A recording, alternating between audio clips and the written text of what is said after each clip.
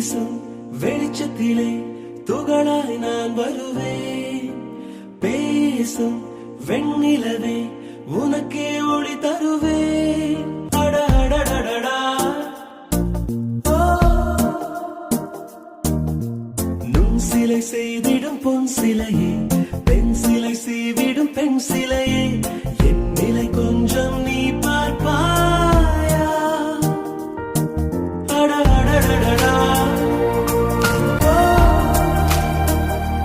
ஒரு முறை பார்ப்பாயா?